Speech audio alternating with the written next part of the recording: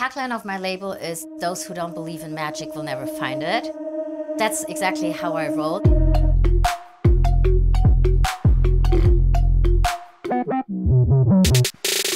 By the age of 25, I had a record label, started touring internationally, played the best underground parties and festivals all over the world.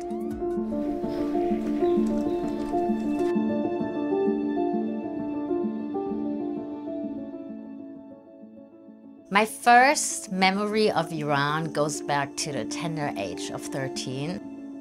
It was my first visit. I got so much into Iranian pop music and I learned how to dance Persian, and I was just like the dancing star at every Persian mehmooni, and I just loved it.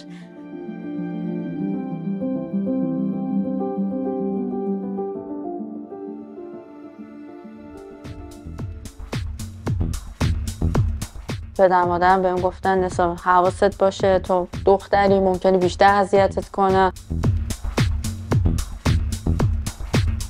از طریق دوتا از دوستان رفتم به یه مهمونی توی باغی خارج از تهران و اونجا دیجی بود و موزیک هاوس پلی میشد و تمام مدتش هم دیجی نگاه میکردم و میگفتم که من دوست دارم که همین کاری که این شخص اون بالا هست داره انجام میده من انجام بدم.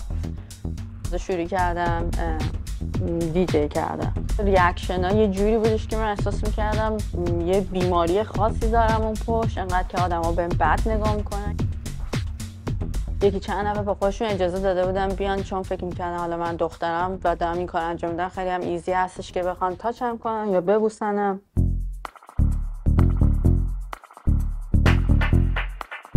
All my life people have been telling me, "Oh, this is not possible. No, you can't do this."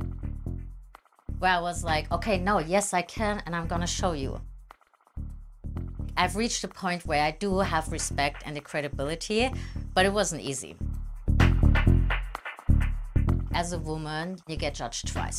First, your appearance, and then your skills.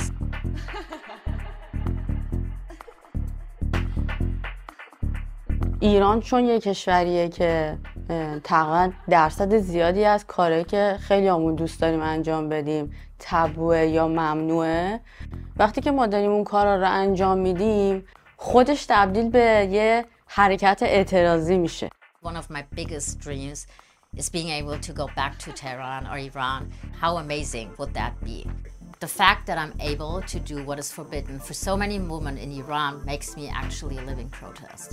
I'm a woman, I want to live, and I want to be free.